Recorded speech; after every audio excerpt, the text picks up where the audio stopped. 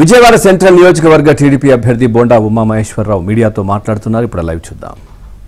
164 statement ఇవ్వకపోతే శాశ్వతంగా మీ కొడుకుని కోడికత్తి సీనులాగా జైల్లో ఉంచుతాము అని ఒక పోలీసు ఉన్నతాధికారులే బెదిరిస్తూ ఉంటే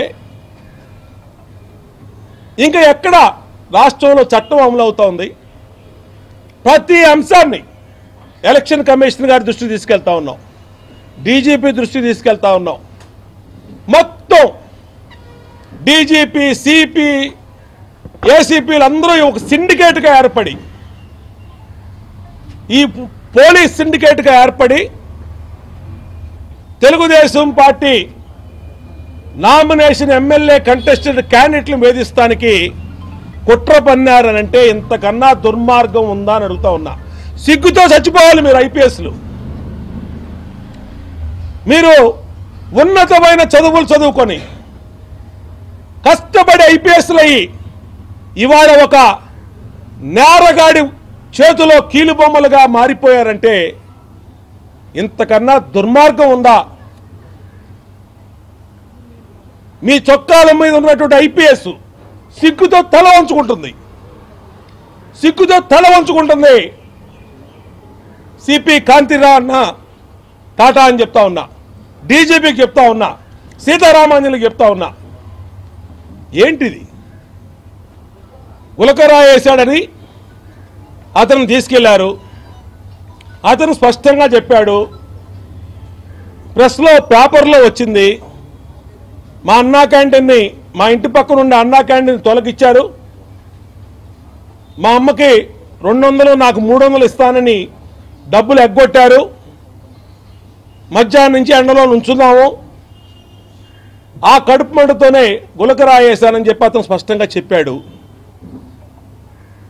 చెప్పిన మైనర్ బాయ్ అయినటువంటి వేముల సతీష్ని తప్పుడు ఆధార్ కార్డు సృష్టించి, తప్పుడు బర్త్ సర్టిఫికేట్ సృష్టించి ఇవాళ అతన్ని రిమాండ్కి పంపించి వాళ్ళ తల్లిదండ్రుల్ని బెదిరించి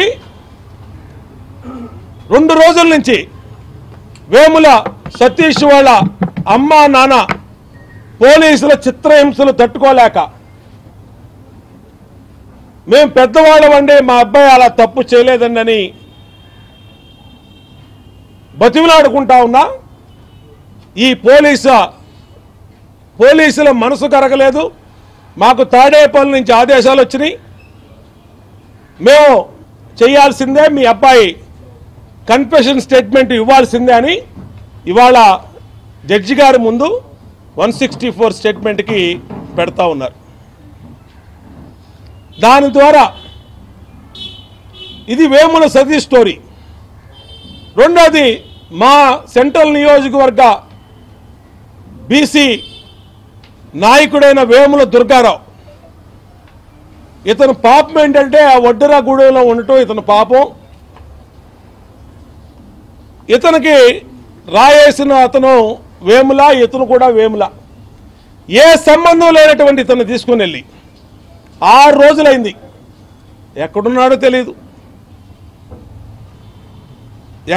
తెలియదు, కోర్టుకు పెట్టరు, రిమాండ్ చూపించరు. ఎవడిచ్చాడండి మీకు ఈ చట్ట ఉల్లంఘన హక్కులు? మీకు ఏం చెప్తుందండి న్యాయ చట్టం, న్యాయశాస్త్రం ఏం చెప్తుంది?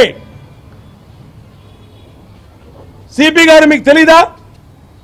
24 అవర్స్ లోపు జడ్జి గారు ముందు పెట్టాలని తెలీదా మీకు? 6 రోజుల నుంచి ఎవరో కాకినాడ నుంచి ఏసీపీ హనుమంతరావుని పిలిపించారు, రమణమూర్తి అనే ఏసీపీని గుంటూరు నుంచి పిలిపించి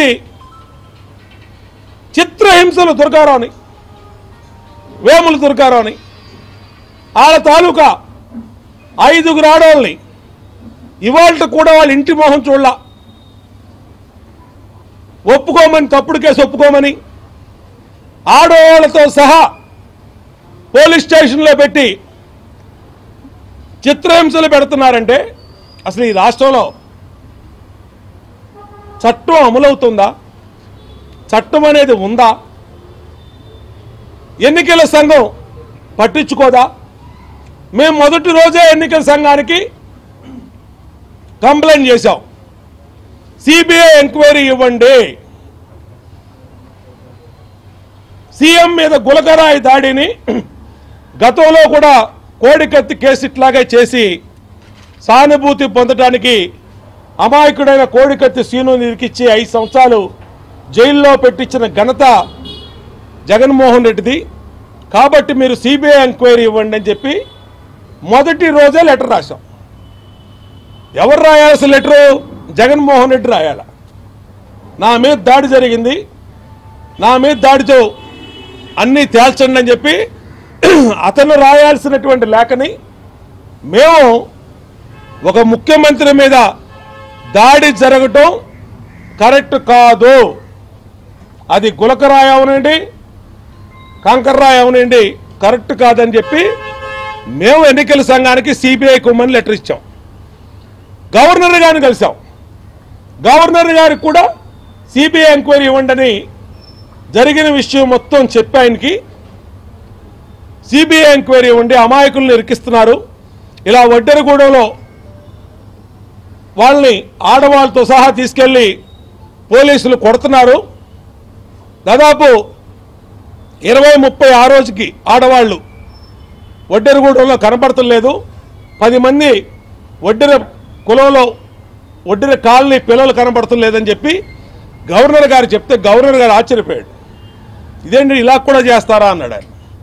సుప్రీంకోర్టు న్యాయమూర్తిగా పనిచేసినటువంటి గవర్నర్ గారికి కూడా వీళ్ళ క్రిమినల్ పాలిటిక్స్ అర్థం కానటువంటి పరిస్థితి వచ్చిందంటే ఏ విధంగా ఈ రాష్ట్రంలో జగన్మోహన్ రెడ్డి వ్యవస్థల్ని తన రాజకీయ కక్ష సాధింపుకు వాడుకుంటానో అన్నది అర్థమవుతోంది.